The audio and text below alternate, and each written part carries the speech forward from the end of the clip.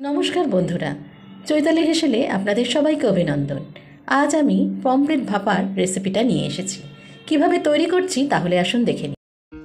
এখানে আমি পমফ্রেট মাছ নিয়ে নিয়েছি। পমফ্রেট মাছটাকে খুব ভালো করে ধুয়ে পরিষ্কার করে রেখেছি। এবার আমি এর মধ্যে দিয়ে দিচ্ছি 1 চামচ নুন, হাফ চামচ হলুদ গুঁড়ো, 1 টেবিল স্পুন লেবুর রস। সমস্ত মশলাটাকে পমফ্রেটের সঙ্গে ভালো করে মাখিয়ে নিচ্ছি।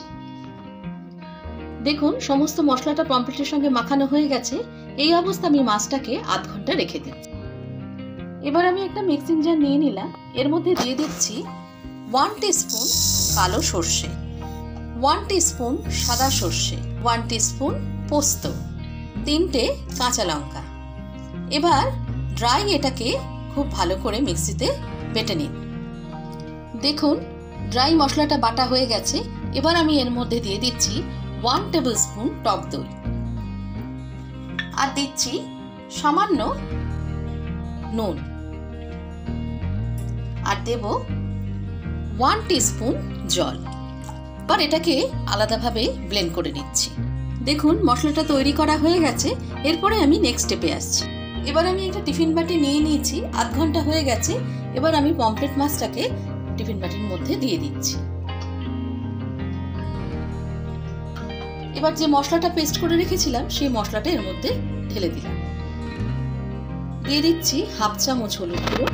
আগে নুন দিয়েছিলাম, এখন একটু স্বাদ মতো আবার একটু নুন দিয়ে দিলাম। পেস্ট করে দিতে হবে, খুব বেশি যেন নুন না হয়ে যায়। মশলাটা ঢেলেছিলাম সেই মিক্সির বাটিতে একটু জল ঢেলে সেই জল ধোয়া মশলাটাও দিয়ে দিচ্ছি। আর দিচ্ছি কাঁচা সর্ষের তেল। এবার দেব কাঁচা লঙ্কা 4টে। ঢাকনার মুখটা বন্ধ করে দিচ্ছি। আসছি নেক্সট স্টেপে। 1 কাপ জল। এবার এর মধ্যে একটা স্ট্যান্ড বসিয়ে দিলাম, আর তার উপর দিয়ে দিচ্ছি টিফিনের কৌটোটা। একটা ঢাকনা দিয়ে ঢাকা দিয়ে 20 মিনিটের জন্য একদম সিম আঁচে ভাপে হতে দেব। আধ ঘন্টা হয়ে গেছে। আমি এবার গ্যাসের সুইচটাকে বন্ধ করে দিলাম, ঠান্ডা করার জন্য রেখে দিচ্ছি। তারপরে আমি সার্ভ করব। টিফিন কৌটোটা এবার ঠান্ডা হয়ে গেছে। আমি ঢাকনাটা খুলে দেখাচ্ছি।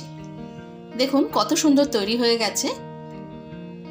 ঠিক এই রকম দেখতে হবে পমফ্রেট ভাপা।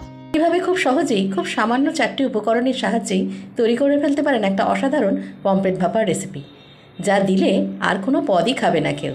শুধু পমফ্রেট ভাপা দিয়েই ভাতটা শেষ হয়ে যাবে। আমার আজকের রেসিপিটা যদি আপনাদের ভালো লাগে লাইক করবেন, শেয়ার করবেন, কমেন্ট করবেন, সাবস্ক্রাইব করতে কিন্তু ভুলবেন না। খুব ভালো থাকবেন।